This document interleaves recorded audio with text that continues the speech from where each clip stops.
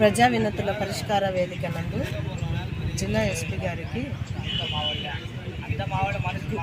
RS Kalluru గ్రామంలో ఉన్నటువంటి కులాయమ్మ మహిళ ఫిర్యాదును ఇక్కడ ఇవ్వడం జరిగింది.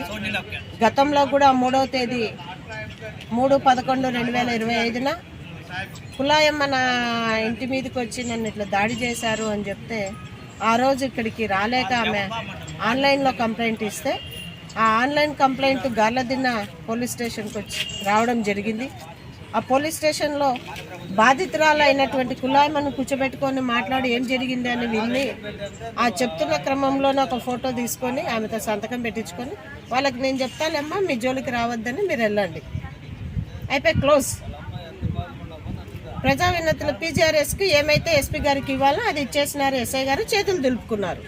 నిజంగా ఆమె మీద దాడి చేయడానికి వచ్చినటువంటి గోపి కానీ గోపి వెనకాల వచ్చినటువంటి వ్యక్తులను కానీ ఎవరిని ఆయన పిలిచాలో విచారించాలో కనీసం గ్రామంలో పోయి ఎందుకు గొడవ జరిగిందని కూడా కనుక్కోలేడు.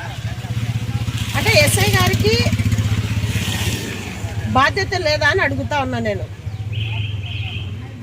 ఎస్ఐ గారికి లా అండ్ ఆర్డర్ కాపాడే బాధ్యత ఉందా లేదా? గతంలో అదే ఊర్లో ఇద్దరు ఒకే కులానికి చెందినటువంటి 2 వర్గాలు కొట్టుకొని కేసులు పెట్టుకోవడం జరిగింది.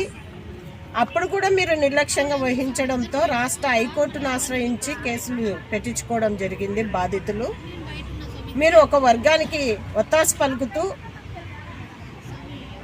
ఆ వర్గాన్ని ప్రోత్సహిస్తూ ఉండడం వలన ఈరోజు ఈ సమస్య మళ్ళీ రిపీట్ కావడం జరుగుతూ ఉంది. ఇప్పటికైనా కూడా కులాయమ్మ మీద జరుగుతున్నటువంటి కంటిన్యూయస్ ఆ కుటుంబం మీద జరుగుతున్నటువంటి దాడులను అరికట్టే చర్యలు పోలీసులు తీసుకుంటారా లేదా అని చెప్పేసి ఎస్సీ ఎస్టీ బీసీ మైనార్టీ మహిళా ఐక్యవేదిక తరఫున మేము అడుగుతా ఉన్నాం. ఆ రోజు ఏదైతే కేసులు పెట్టినారో నేను ఇక్కడే ఆ డిఎస్పీ గారితో కూడా మాట్లాడడం జరిగింది. సార్ ఇది జరుగుతూ ఉంది, ఏదైనా ఉంటే 2 వర్గాలను కూర్చోబెట్టి మాట్లాడి పరిష్కారం చేయండి అని చెప్పాను.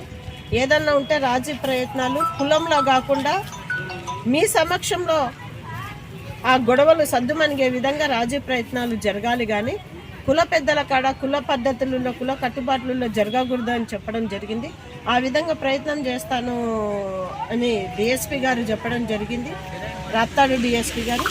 అయితే ఇంతవరకు అవి ఏం జరిగాయో తెలియదు కానీ మళ్ళీ ఈ మధ్యలో ఆ గొడవలు రాజుకుంటూ ఉన్నాయి.